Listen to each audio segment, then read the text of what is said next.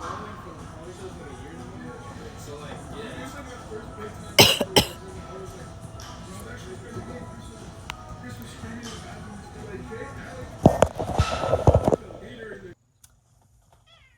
guys, we got back from the gym just a little bit ago and we had a really good workout session today, and we did back today, and it was just a really good day. This is the first day that I can 100% see, like my eyes are clear.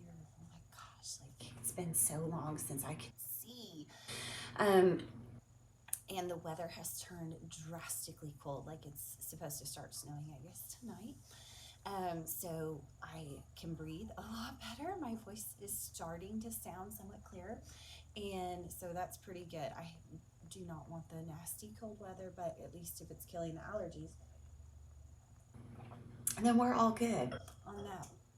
So I was able to go a little bit harder today. The gym was crazy busy because it is Sunday, so like all the college kids are there, and all the families are there. So really happy, positive environment, um, and so it was really good. Um, One thing I wanted to talk about was I saw a number of people doing this thing that I'm sure you all see, but if you're one of the people that's doing this, I just wanted to talk to you about it. So there are a lot of things that we see on social media, people doing as exercises, and a lot of those things are not really beneficial. They're more for show, almost like, I don't know, like just to get views, because it looks good. Whatever they're doing is looking good, right? Because overhead shoulder press is not very interesting, other than like, oh my gosh, wow, he just shoulder pressed like a lot of weight, right? He PR'd. So that would be interesting. But otherwise, it's not interesting. It doesn't look pretty on camera. So they'll do a lot of different exercises that are not beneficial to what you're trying to do. And I certainly fell victim to doing this when I got started. So even some of my first videos, you'll see some of the stuff that I did that I look back and I laugh, because I'm like, oh my gosh, like what were you targeting when you were doing that? Because it's, maybe a little bit of cardio. It's probably not going to hurt you, probably not going to like tear up your muscles or anything, but you're, spending your time doing something that isn't really super beneficial. So today was one of those days where I was like, oh my gosh, like, you see them sitting there looking at their phone, like really studying it, like just like I did.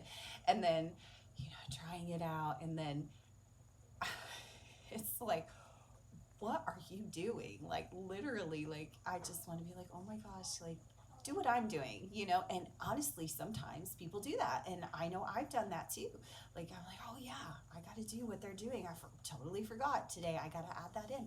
Or tomorrow I'll write it in my book. Like, how could I forget that I need to do that exercise? So just be really mindful of that.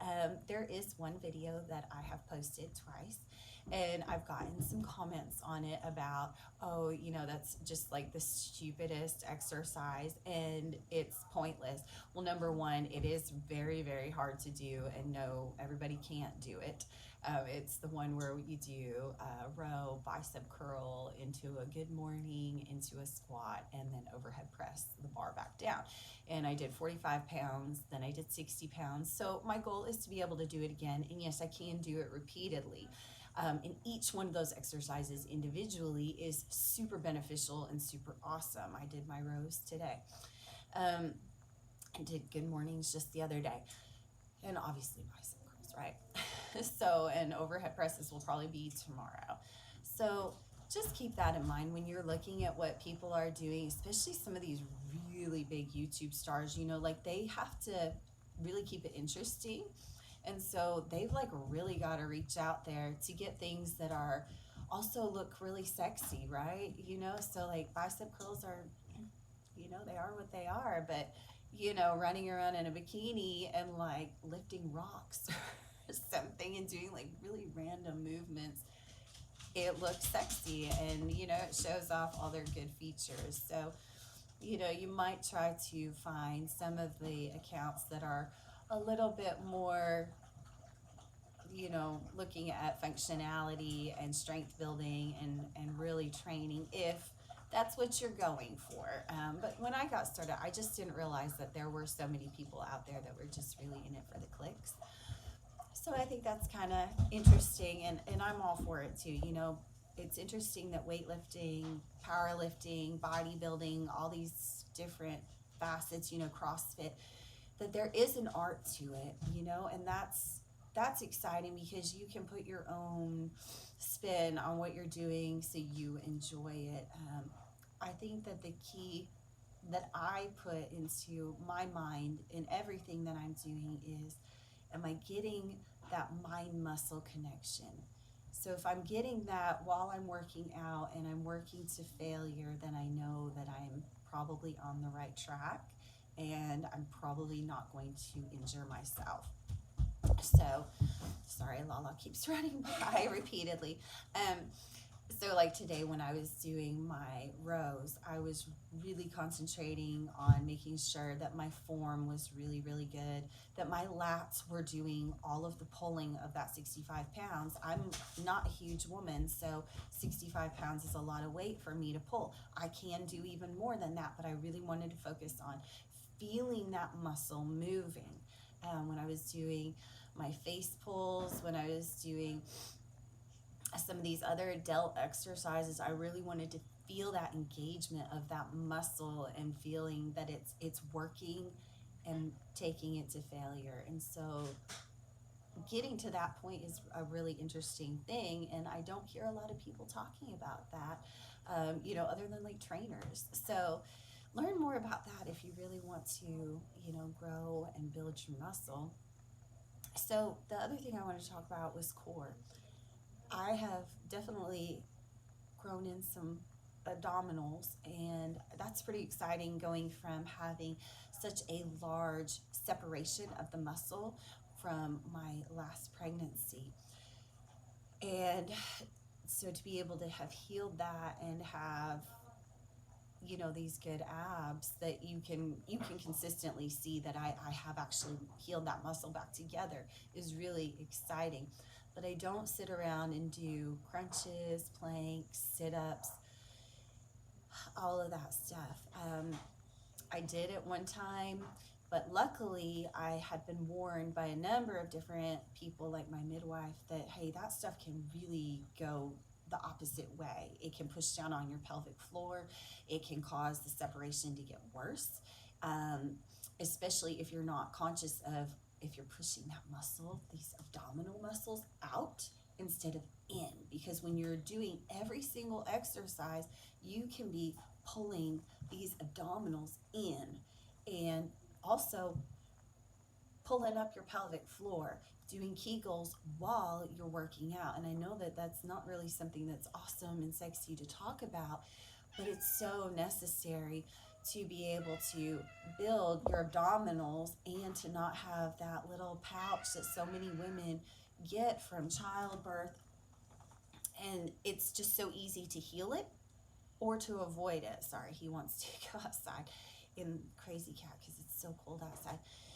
So I talk a lot about that in my book, about the doing vacuums, which is where you're going to pull all those abdominals in and pull up in our girl areas and really suck everything together and squeeze it in and hold it and then let it all go and do it again and again. And I mean, honest to God, when I started after I had Heston, my last baby, I was not strong enough to even do that sitting up. I had to do it laying down. So from just a couple of days after having him, I was practicing that. And then it got to where I could do it sitting up and standing up.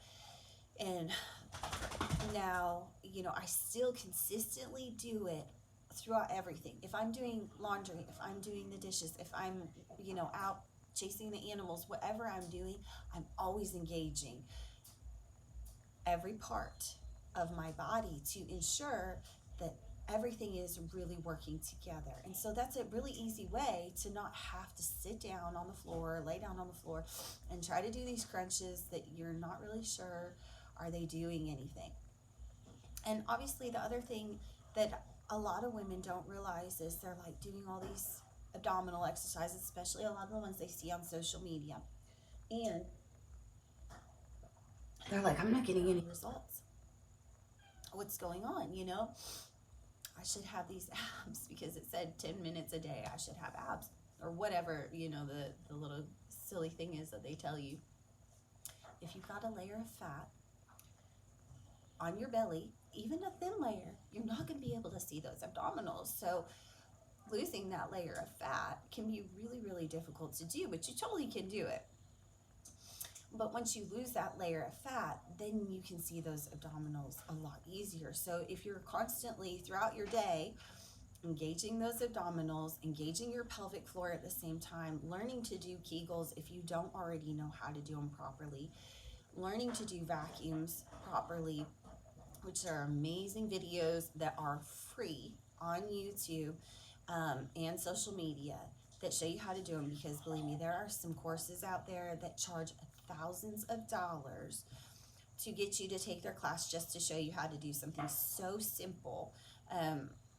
So I don't really understand that, but they're really profiting off of something that you can do so easily. So do those Kegels, do your vacuums throughout the day, keep that all your stuff engaged, and keep your mind on that muscle memory, and naturally you'll just start to do that all the time.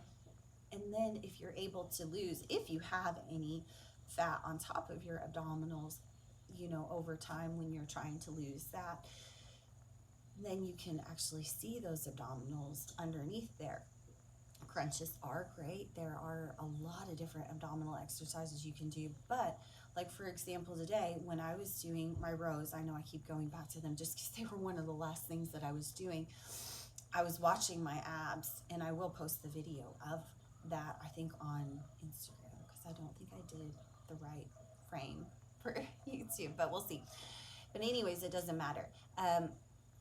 My abs were so engaged and so prominent. I was like, wow, you know, that's so awesome, because they're engaged, they're working, they're not just being, so many people, I watch people in the gym, they push out with their abdominals to try to get some more effort into what they're doing. Like if they're doing overhead press, they'll like literally distend their stomach to try to get more effort above their head, or distend their stomach to get more effort here when they're standing up doing curls.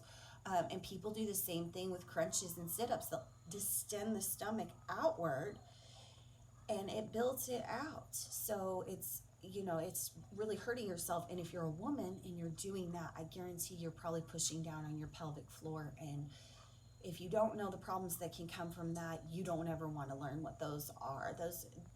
I mean, my mother-in-law had to have so many surgeries to heal her pelvic floor.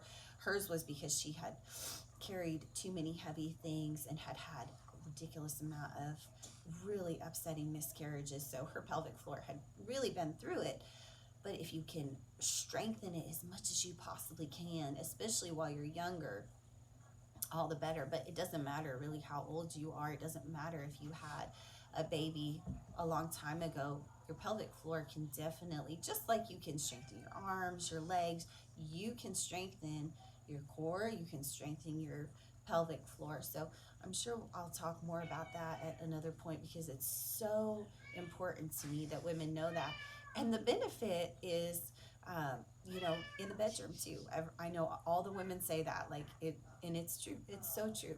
It's very, very beneficial in so many different ways. It's not just that you fit into your jeans and you feel more confident and you stand up straight. So it's really, really good for your lower back, because your lower back, your hips, your spine, everything is really held in. And so it's less likely that you're just gonna like tweak your lower back.